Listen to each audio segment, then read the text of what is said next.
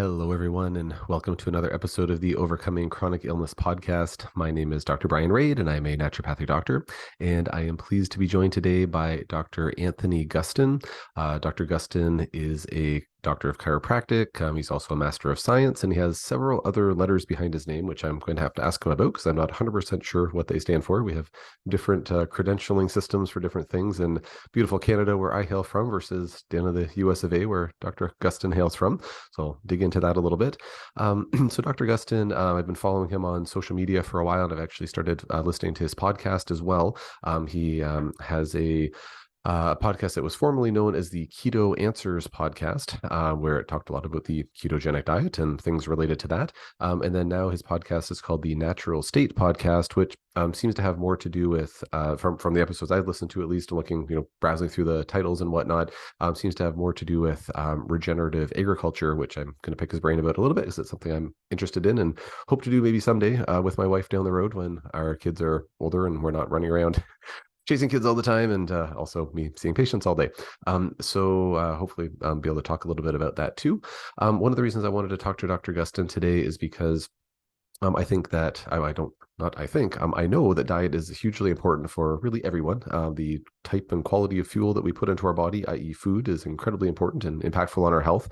And of course, where listeners of the podcast are generally affected by chronic illness in some way, or maybe were previously affected by chronic illness in some way. I think it's especially important for folks who are struggling with different health issues to be mindful of making the best choices that they can for their diet. So, of course, as per usual, we won't be offering any health advice or diet advice for that matter in this podcast. But I think that based on Dr. Gustin's social media posts that I've seen over the course of time, he has a lot of useful information to pass on, and so I'm excited to have a chat with them and see how it might apply to folks that are that I see in my practice, and hopefully you'll gain a lot from listening to our conversation. Just before I pause the recording to bring Dr. Gustin into the chat, just a quick reminder that if you haven't already signed up for my newsletter, the link to do so is in the podcast show notes below, or in the YouTube description below if you're accessing it on that platform.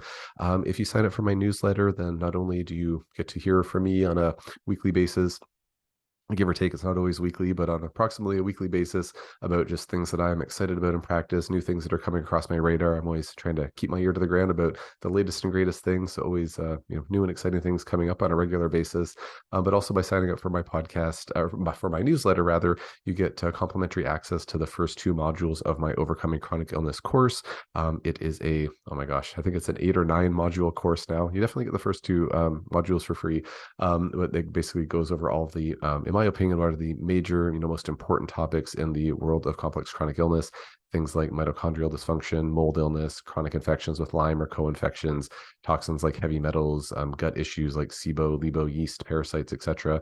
So it's quite a comprehensive overview of the different topics that relate to complex chronic illness. And within those modules, within the different sections of the course, I get into the types of symptoms to look out for, lab tests that are run, types of treatments that are used, the things that I found to be the most effective in my practice versus things that are not as effective in my experience. And then there's also, along with the course materials, these, as I call them, cheat sheets that you can pass on to your healthcare provider. So if you're working with someone, you're like, Dr. So-and-so that I'm working with, they're really helping me with my hormones, but they don't really seem to know a whole lot about mold. Well, here's the cheat sheet that kind of goes through the most important bullet points, in my opinion at least, of how to test for mold, some treatment considerations and things like that. So anyways, if you are interested in accessing that material, please consider signing up for my newsletter, and I will leave it there until I bring Dr. Gustin into the conversation in just a minute. So please hold tight.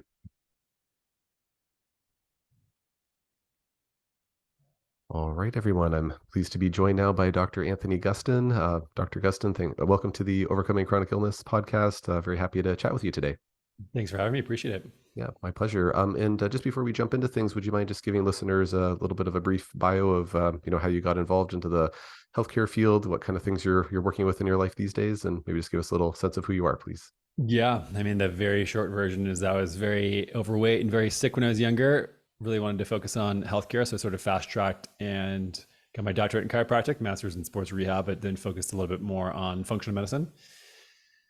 Figured out that there was more ways to help people, and learned what the internet was and started doing more things on the internet, content, education, podcast, wrote a book, launched a few different businesses that help create products to help people have behavior change in areas that are otherwise very difficult to change. So that was like from a company called Perfect Keto, which help people get on board in a ketogenic diet. We have Equip Foods, which is real food supplements, and then things like Ion Layer, which I just launched, which is to be able to get high dose NAD to people who are struggling with chronic illnesses. Actually have been seeing some really remarkable results with that. And then stuff from like, got into farming and was a farmer for a short while, and just trying to keep figuring out why are people unhealthy and what can we do in scalable ways to help people get out of that trench. Um, Thank you for that intro. And yeah, I was meaning to add to my question list here as I was listening to one of your podcast episodes, and you mentioned about the ionophoresis for the NAD. It's like, oh, that's really, really fascinating because as you touched on in the podcast, the little sort of promo you were doing for that, it's like, yeah, just it sucks to get IV NAD. Like, it can be really uncomfortable, takes forever. Like, so it just seems like a much more cost effective user-friendly way to access it. So that's really great. And is that a product? I can't remember now. Did you develop that yourself, or like how did you get involved with that? Yeah, so I went through a pretty huge health issue in the last couple of years. I had mold, toxic mold, so Stachybotrys, Chaetomium, some of these like quote unquote black molds. Oh, yeah. And my wife and I both got really sick.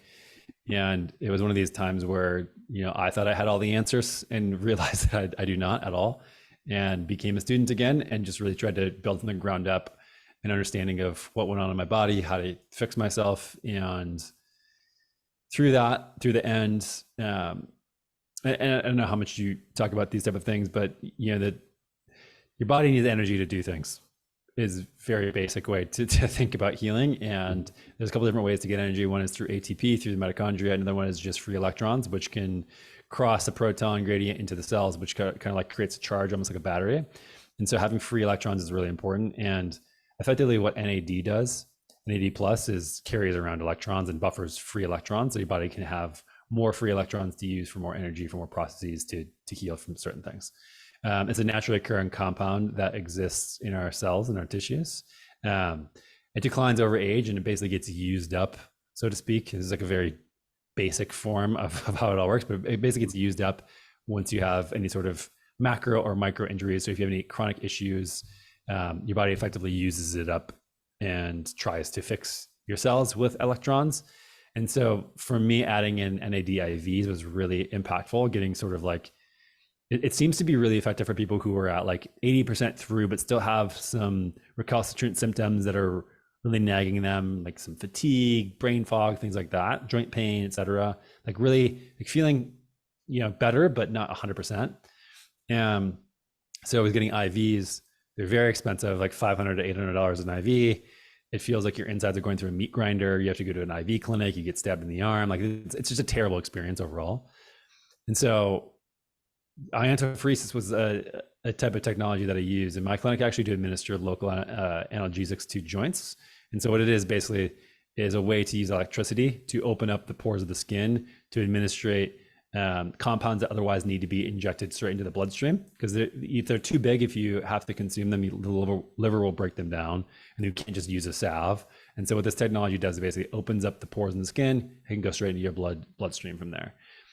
What's really cool about now is that they have patches that are one-time use, so that way you can put a solution on one side, salt water on the other, open up the adhesive, and there's a little battery in it. The battery has an electrical charge, so instead of having this big bulky machine from the 70s from like a intense Russian like performance lab, there are these small patches you can use. And so I thought, well, why don't we use NAD and do this? So it was kind of a pain to build it back into the business, because there's a lot of basically you submit as a prescribing physicians network, it goes to a pharmacy and then ships out. And effectively what we've been able to do is get the same IV dose, but you don't have any symptoms because it infuses over 12 hours instead of 2 or 1. Mm-hmm. And it's about 1/8 of the cost, and you don't have to get stabbed in the arm. You have to go to an IV clinic. So it basically was like with a lot of the other things that I work on, was a function of me wanting it to exist for myself. Mm-hmm. But yeah, some of the stuff that we're seeing as far as people getting over long COVID, people getting over, chronic fatigue syndrome sort of things, recalcitrant gut issues, things like that, mold, etc., has been like I wouldn't have anticipated the amount of testimonials we're getting, but it's been pretty remarkable. Wow, that's really great. Yeah. Are there other substances that like were you in clinical practice before? Like, were you using iontophoresis for other things to be administered as well, though?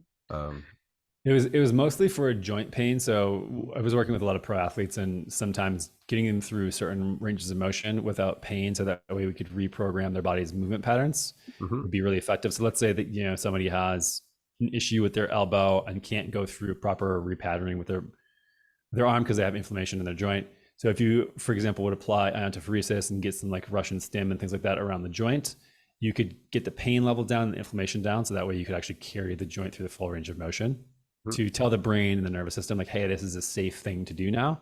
Because otherwise your body can get caught in these loops of overusing certain tissues, creating inflammation, which causes you to overuse certain tissues, which creates inflammation. And you sort of need to break that cycle. So a lot of times we would do that to get in there and really do movement patterning in a different way, which was really effective. Okay. So you weren't actually administering a substance per se. You were just kind of using the iontophoresis Yeah, I mean properties. things like acetaminophen and ibuprofen, and like Oh, different okay. pain Okay. Oh, and gotcha. inflammation reducers like Okay. that locally. So it can be a very local effect as well. Hmm. Okay. Great. And so with the ion, sorry, it's called Ion NAD. Is that the product? Yeah, the company's called Ion Layer, but yeah, Ion it's just layer. we're Okay. using NAD right now. But Okay. And I want to put a link to how folks can access that in the show notes. So is that linked through your, can they access that through your website, or is there a separate website for that? yeah, I'm not really good at promoting stuff, but Mhm. it's if you go to ionlayer.com, you can find that, Okay.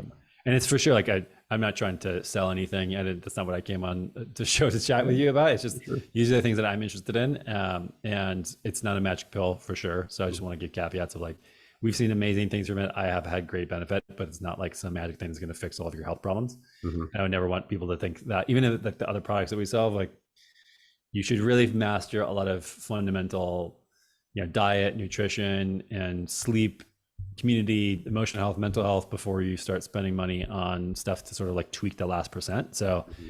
I think that's the most important thing to focus on is diet, lifestyle, sort of like day-to-day foundational habits. There's like for sure like spend the time and energy doing that if you don't have that mastered. And this is kind of like tweaking things in the last couple percent. Right. Yeah. Thanks for putting that into perspective. And like I've certainly had patients where they come in saying like, I want IV NADs. We do that in our clinic here. And it's like, if you don't have other things in place, like it's probably not really going to do a whole heck of a lot. So I appreciate you Yeah. giving that background and yeah, I also appreciate you. Yeah, you certainly didn't come on saying, hey, I want to push this product, but I know For people sure. will like, they'll message Just me happen that and way. like complain if I don't ask. So yeah, people want to know where they can access things. So thanks for passing that on. Yeah, I'll you put got it it. in the show notes. Well, I very much want to pick your brain about just what we briefly talked about in the kind of before we started recording, just where you mentioned how you with your own health journey, like kind of catalyzed by mold toxicity, and you found there's diet's important, but there's a whole lot of other things that would be as important or maybe more important depending on what it is. So maybe if it's all right with you, we can just kind of jump right into that because I'd really like to hear what you have to say. So if you don't mind giving us a little bit of a background and some of the lessons you learned, that would be really appreciated. Yeah, I mean, I think with everything in context, I think I am most focused on generally my experience and what I've gone through. And so I don't ever mean that it has to be a prescription of like you should think the way I think. This is just my Sure. journey. I think everybody's journey is different, and I think that you can take different journeys and end up in the same spot. So For sure. I think I just found getting really obsessed with health outcomes, physical health outcomes especially, even before I had the mold issue. The more I figured out like studies, mechanisms, data, trackers, all this type of stuff, it wasn't actually getting me to a point I wanted to be in my life. And I think that there's a common misconception right now that like you get the Aura ring, you get the Apple Watch, you get, tracker X, Y, or Z, you'll get a better score, your life will be better. And I think that like there needs to be a redefinition around what we're actually optimizing for. And is it a score on a sheet? Is it a lab test marker that we're going for? What does quality of life actually mean to an individual? Hmm. And what life do you want to live? And what's important to you? And I think that oftentimes that part of it is ignored. And I sort of threw all that out the window for a long time and tried to focus on maximizing all of these health markers and focusing on, biology and physical health. And it didn't make me happier. It didn't make my life better. It didn't lead to any richness. It didn't lead to more connection. It didn't lead to more love. It didn't lead to me being a better, husband or son. Some of these things that I think are far more important than optimizing entirely about physical health. Really, really put in the back burner for a long time for me. And I think mold and getting healthy through that, like, put things certainly into perspective of, like, sometimes there is a time to focus entirely on physical health if you're recovering from or going through a chronic health issue.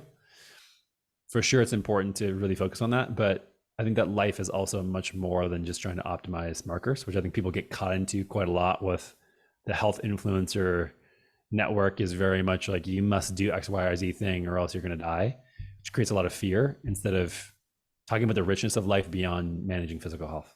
Mm-hmm. So in terms of putting some of those things on the back burner, like not being worried about the markers and this and that. So like what, in practice, like what did that, if you don't mind sharing, like what did that look like for you? Like what were you putting what were you taking your, if you don't mind giving maybe a couple of little examples of, like, what were you taking your energy away from with not chasing the metrics, and then what were our markers or whatnot, and what were you putting your energy into that ultimately wound up being a better mix for you? The way I think about all this stuff is reflective of the podcast name that I have, which is The Natural State. I think that the natural state of any organism is health, and it's not something that needs to be managed. And it's all about recreating an environment that is matched for our genes.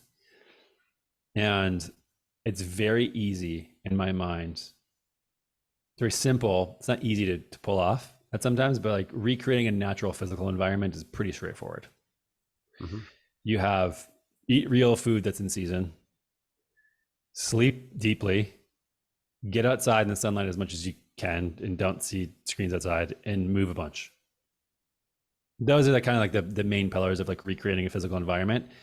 And once you switch lifestyle into doing that, again, like, it's easy for me to say now. When I was a teenager, I was eating Doritos and Hot Pockets and all these things. And like now I hunt most of my own food and go to farmers markets and only buy from local farmers. It wasn't like a snap of my fingers and then I started doing that every night or every day. And the same thing goes with each of those patterns of, like, it's very hard to change your lifestyle at some point, but those are the things I think that very easy to focus on. But once that happens, I just don't think there's a lot you can refine and spend a lot of time trying to tweak things within that. But really, it's about setting up your environment so that way you get the sort of like physical health taken care of. You don't really have to think about it that much. So if you're doing a lot of active things, if you're spending a lot of time in the sun, if you're not getting a lot of blue light exposure, especially at night, if you're eating real food that's in season, you kind of have it all. Like your body's going to take care of itself generally. But there's an entirely different set of psychological and social parameters that create a normal human environment that are very hard to replicate in the modern world. And so it's the way we live our lives in the Western world, especially. We don't live our lives in community. We don't have any purpose generally. We don't have any autonomy. We don't have a lot of skills that are actually being used in our day-to-day community. Like, we don't provide a lot of value to people that we actually have connection with. We don't have a lot of spiritual connection. And these are some of the things that I've been more interested in. We don't have a way to process or unearth emotions that are buried inside. We don't have any example of ritual. Like, these things are just completely missing in our culture. 100% gone, that were part of our humanity for hundreds of thousands of years. And so this is like now my version of like trying to piece together what this sort of natural state would be for a human.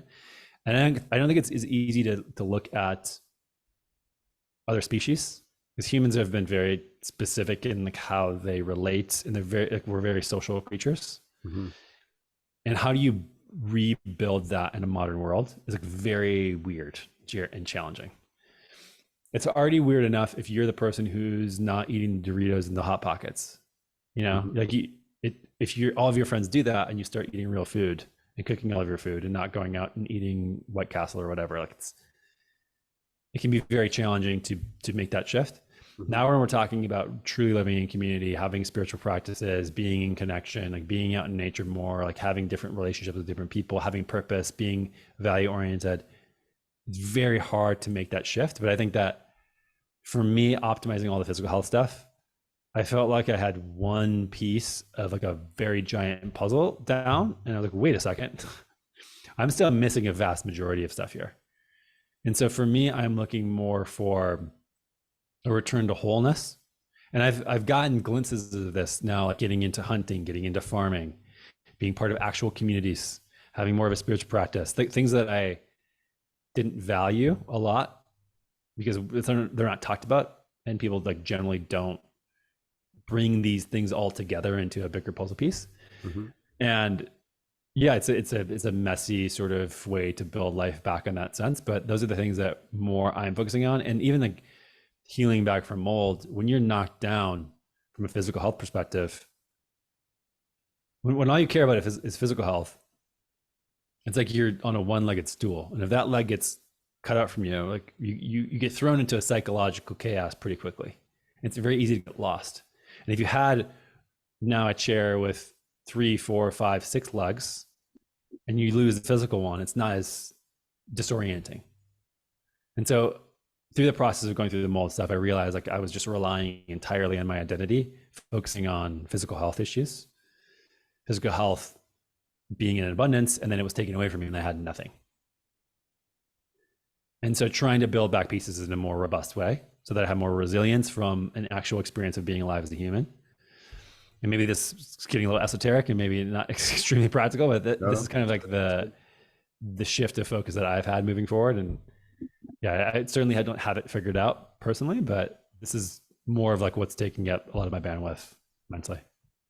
Yeah, that's awesome. And the stool analogy works really well. I mean, stool analogies apply to so many different things, but it makes a lot of sense. And actually, one of the questions I was going to ask you, and I think you kind of answered it with the stool, but I'll just ask it anyways because maybe you could expand a little bit more based on what you're saying. I was going to say, oh well, if say you hadn't had the mold toxicity exposure, like do you think that doing all the things you've been doing about like finding more community and getting rituals in your life and having more spirituality and spiritual practice and providing value and whatnot with your actions, do you feel like you would have needed those things had you not had the mold toxicity? But based on what you're saying, it sounds like if you were to go back in time, didn't have the mold exposure issue, had you been doing all the things that you're doing now, you probably would have felt better, more fulfilled, etc.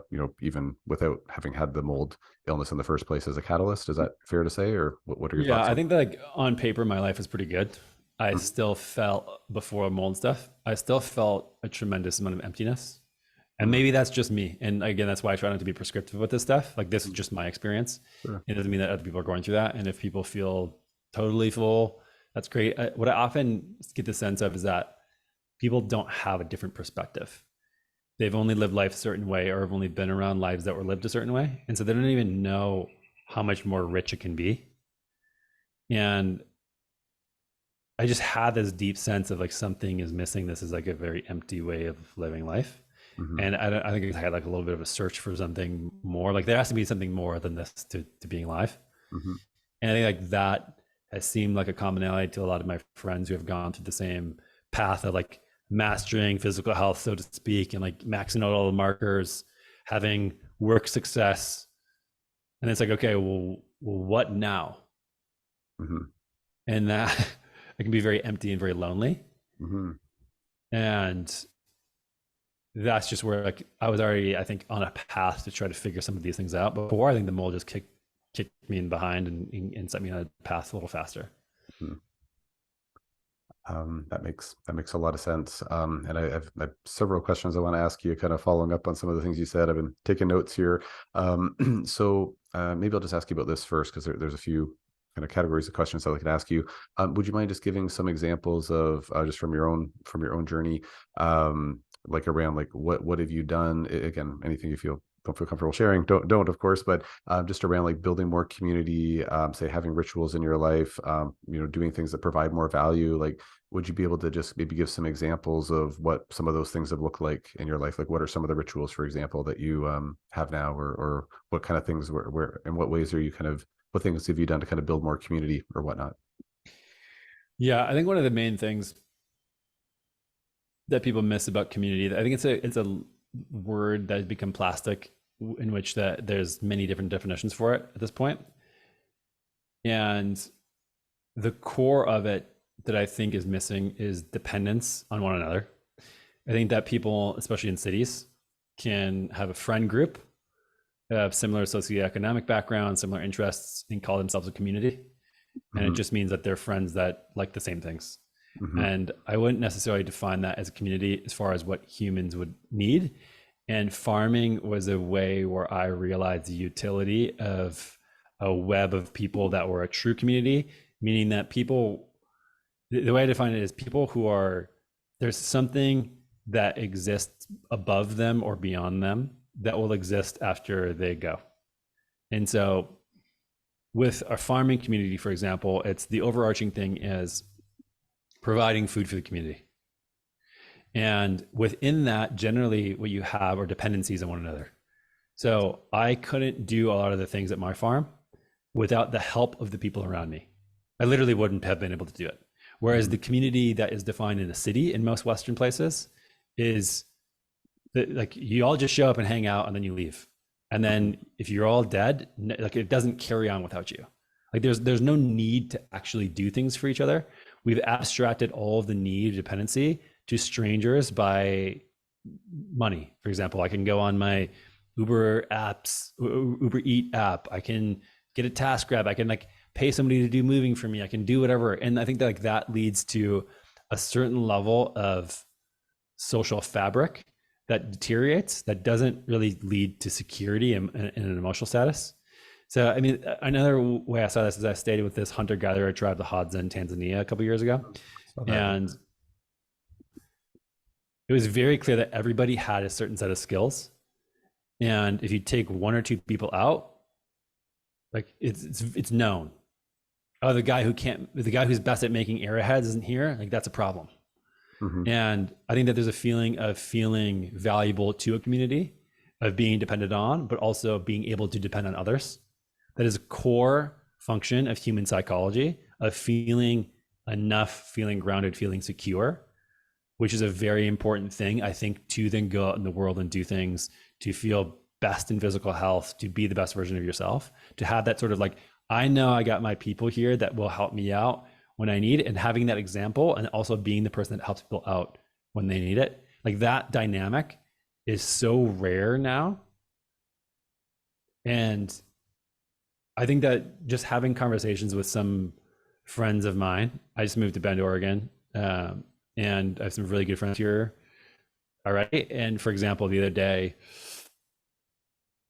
my friend had to meet a moving truck, and he has a 12-year-old daughter, and I went and picked her up and hung out with her and like helped him out on that way. He helped me out with moving the week before. And like, we could have in our modern time said, oh, I'll just get a babysitter. Oh, I'll just hire a moving truck. Mm-hmm. And I think that those are things that like we tell ourselves a story of. Efficiency says you should just hire these things out. It's actually not, it's like taboo to ask friends for help. When really the irony is that having this dependency and having friendships where you actually do things for each other creates this different type of a social dynamic where you can actually relax into it and be the full expression of yourself. So that's one like very brief example of just like community and how I think like we're missing relating with each other. Mm-hmm. And again, like, I don't have it figured out completely. We're trying to figure out like, what does that look like ultimately in a modern world? Like, I don't have the answers to that, but this is where we're trying to like piece it together, and one thing at a time. Yeah, no, that's great. That's a great example. And I mean, just as you were talking, I was thinking of we have some good friends that have a small farm, like it's their full-time job, but they have a regenerative agriculture farm. It's wonderful.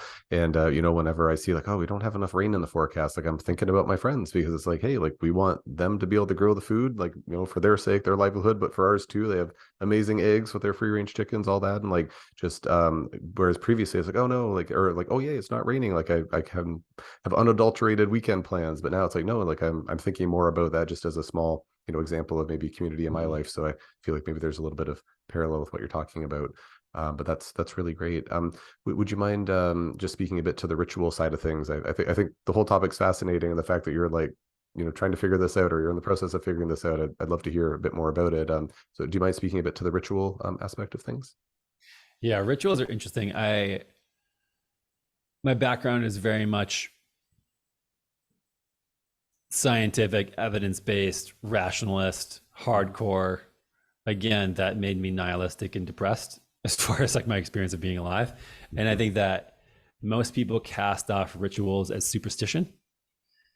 Oh, we don't have evidence that this does anything, therefore it's just superstition, and we shouldn't do that because we're an advanced society that depends on science and reason, and this is just dumb artifact of how we used to live as simple cavemen. Mm-hmm. And I used to think that way, and now I realize how absolutely idiotic that is and how powerful ritual is. One of the big things that showed me that, I was already like kind of like going this direction, but getting married and like going through the process of having a wedding with my now wife, obviously, was one of the most powerful moments of my life. We spent a lot of time thinking about very specific ways of how we wanted to like create a ritual around it, instead of just like kind of typical, and no judgment to like people who do traditional weddings of like either in a church or whatever, you walk down the aisle, you do the thing everybody else does. I think that when you kind of tune in, every couple probably would have their spin that they don't want to do on it. And I think that it's a tragedy that most families pressure people, society pressures people to like do it a certain way. We have all these vestiges of ritual throughout our society: graduations, birthday parties, retirements, like all of these sort of things that were like used to be rites of passages to a different type of life, especially moments of transition. And now they've all kind of been bastardized and are just copies of a copy of a copy. We spent a lot of time figuring out how we want it to be and why. And so there was a lot of intention put into it. And I thought until the ceremony that we were just having an expensive party. Like, why do we really need to do this or whatever? Like, my wife insisted, and she kept pushing for it. And thank her for that. And then when we got back, we walked in together. So we had a circle of people around. We didn't do like aisles. We had a circle of people. And then within that circle, we had a circle of flowers that we stepped into. And it was at our farm that we built together. So there was a lot of meaning there. But as soon as I walked into that circle of people, I felt this like almost like vortex of energy. It felt like I had taken like 10 grams of mushrooms.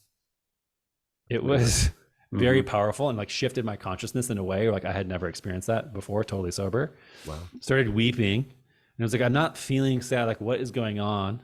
And then had this experience of, as we were going through our vows specifically, like this felt like this movement of energy from my parents and my family to us. And like, it was just this beautiful, like, it was like a different reality almost. It was an intense experience.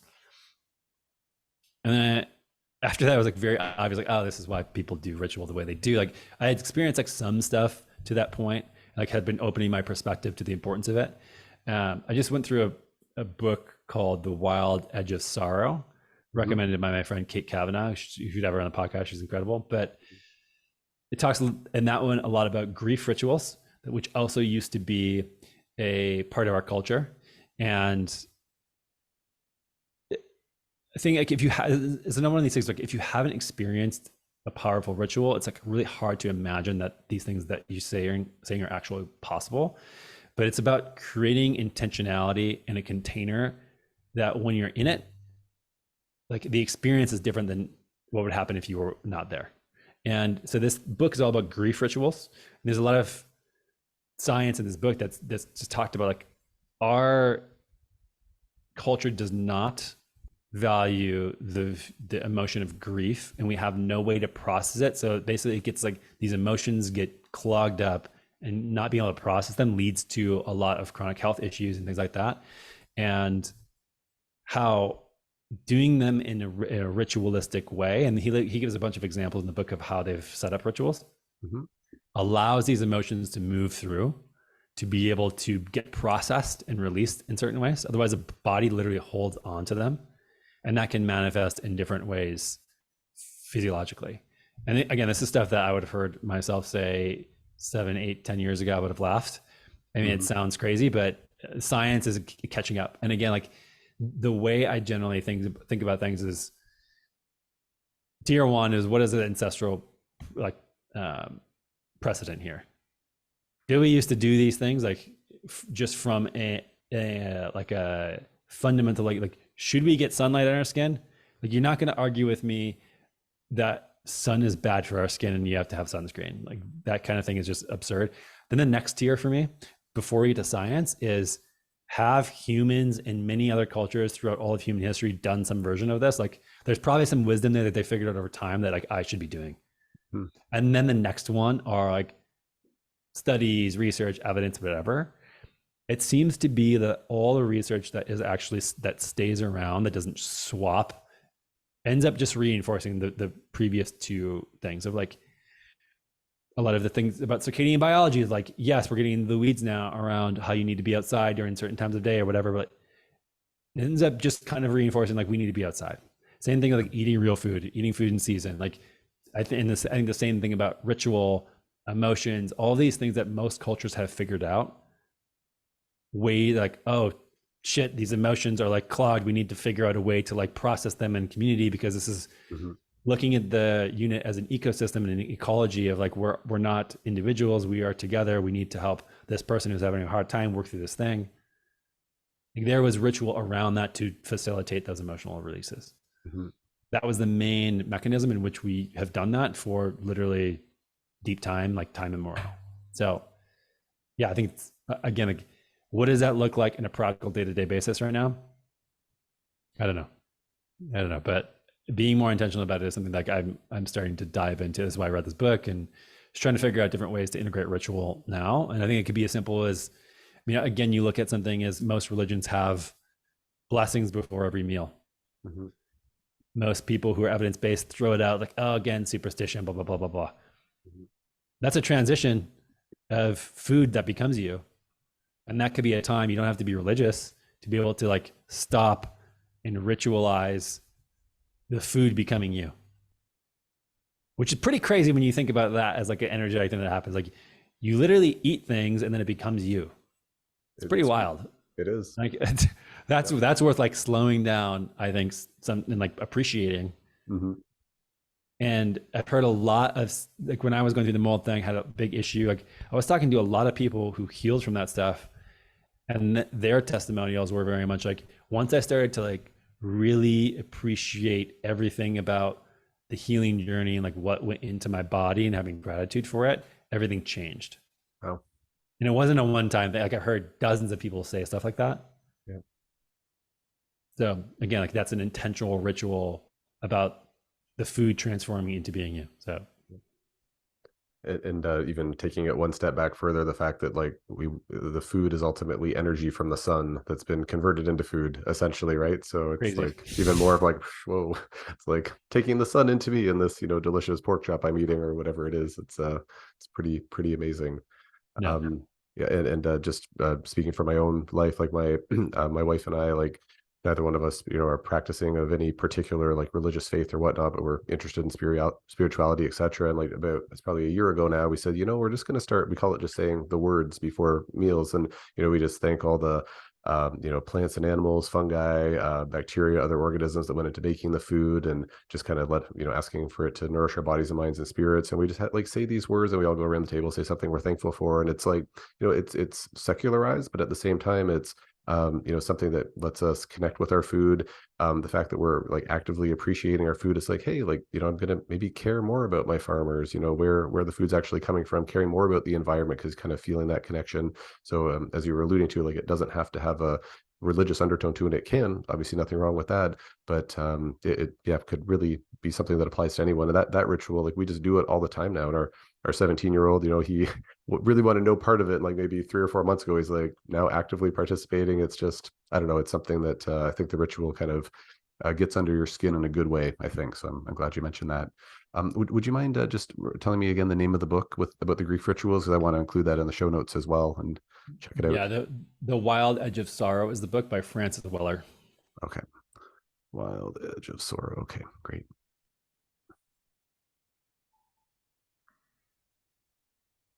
Thank you. Let's see here. Dr. Gustin, I really appreciate the conversation so far. It was not where I thought the interview was going to go, but it's been great. So I'm really enjoying our chat. I know we don't have a ton of time left, so I'm thinking maybe I'm just going to ask you one bit of advice, because I do try to bring as much as possible, like kind of some practical recommendations for folks as well who are listening to the podcast, things they can take away. Like I think just listening to you talk about your journey, your process, I think it's valuable in and of itself. But I guess the question that's kind of been percolating in my mind as we've been chatting is, so, say, someone's at home right now, they're listening to this interview, and they're, say suffering from mold illness or chronic Lyme disease or whatever it happens to be. They really don't have enough energy to get off the couch. They're working on things on a physical health level, but if they're thinking like, yeah, if I was to kind of work on bolstering some of the other legs on my stool, which, to some extent require a certain amount of physical ability, but, even if someone's really quite down and out, they can probably work on those things as long as they can communicate, read, think, etc. Are the I was wondering if there's any sort of like first step advice. Like it sounds like maybe reading the book that you mentioned like would be something to consider looking at. But are there any other bits of advice if you were to, knowing everything you know now, if you were to go back in time and heaven forbid you were like, or if you were down and out health wise at this point in time, as you're kind of bringing your health back up, like what kind of advice would you give yourself to build those other stool legs beyond, say, reading a book like The Wild Edge of Sorrow? I think that the image of the stool legs reinforces something I don't like about how we view balance in our lives, where that balance is an equalized representation of all things. Mm-hmm. And I don't view my life that way. I think that, my wife actually wrote an essay about this regarding the word balance in the English language is taken very much as an equanimity between things, Mm-hmm. whereas balance in Portuguese is taken from a sense of fluidity back and forth. Mm-hmm. And that's the way I view all of these other pieces of life that I'm trying to like put together in a different format. And I think for each individual, there's this fluidity of balance that I think once you reflect and take time for yourself to understand like where am I at in these things, it can be illuminating. And sometimes it's like very obvious of physical health, mental health, emotional health, spiritual health, personal things like community, purpose in work. Am I being of service places? Do I have any of these habits? Where am I at? What feels lacking to me? And then diving in the deep enough of that thing instead of trying to hear what somebody like myself says, giving yourself an option to trust your own process and reflection of what you need and start blocking out the rest of the world. And once you get clear on that, then go out and search for the answers that you're looking for. And instead of like trying to get random advice from random people, I think that the core truth is easy to find if you spend time with your own body. And again, like this is something that I would find to be absolutely insane to hear 10 years ago. But the more I've spent time just reflecting in solitude and journaling, where am I at? What do I care about? What do I want moving forward? And then getting clear about those things. And then researching and getting deep into ritual or community or whatever. Instead of looking at somebody else's list, it's like, oh, I probably should have X, Y, or Z because this person has it. And they have an outcome I want. I don't think that ever works for the individual, honestly. And so I think that if there's one thing somebody could do in like a down and out place, it's honestly just to reflect and spend time without devices, without external inputs, not reading books or podcasts, and just tuning in to what is like a deep pull for you. And then going after that and like looking where you're at, seeing where you're standing and taking one step in front of the other.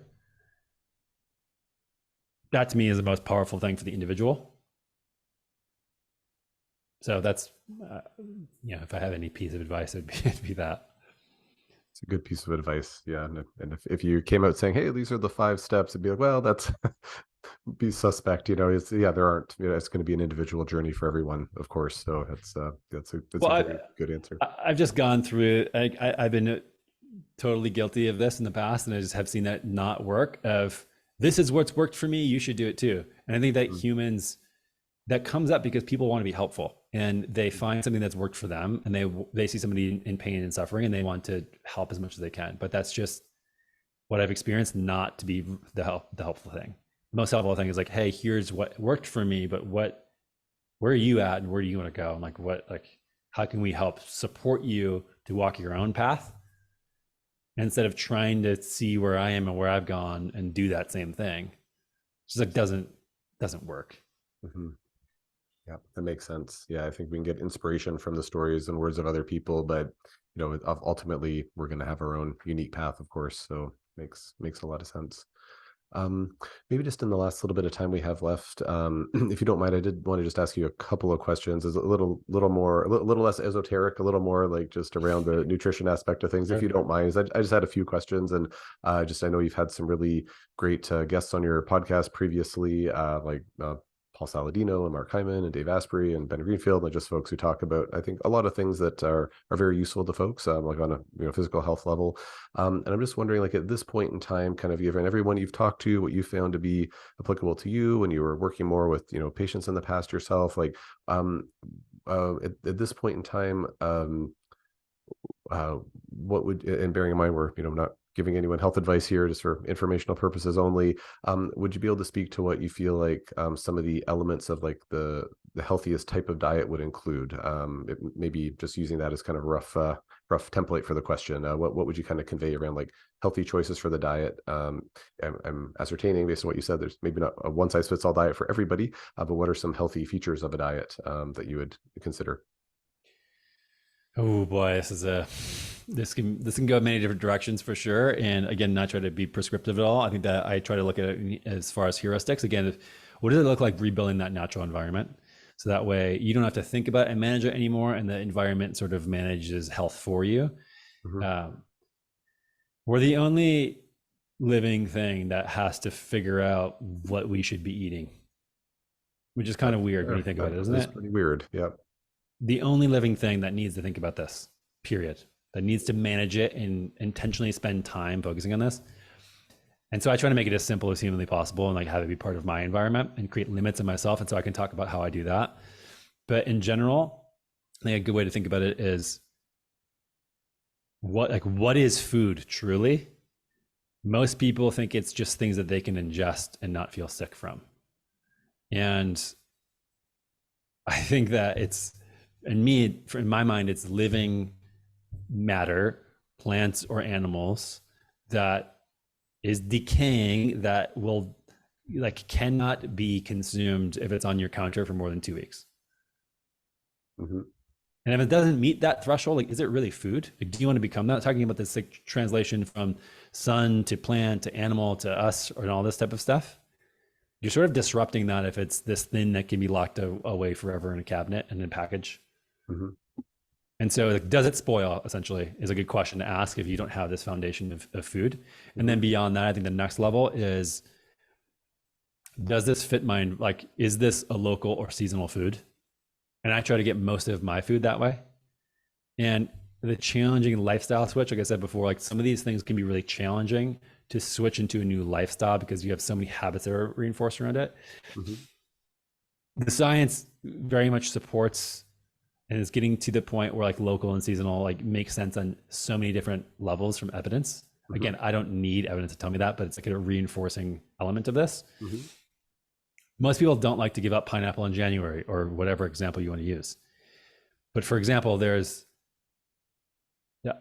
starting to dig into this stuff and be really curious about it. Of if you're in northern latitudes where the UV isn't high in the winter and the UV index isn't high, a lot of fruit has high amount of deuterium, which is basically heavy hydrogen. And to be able to extract energy from it, you need to have UV light to take the deuterium off to extract the energy from the fruit.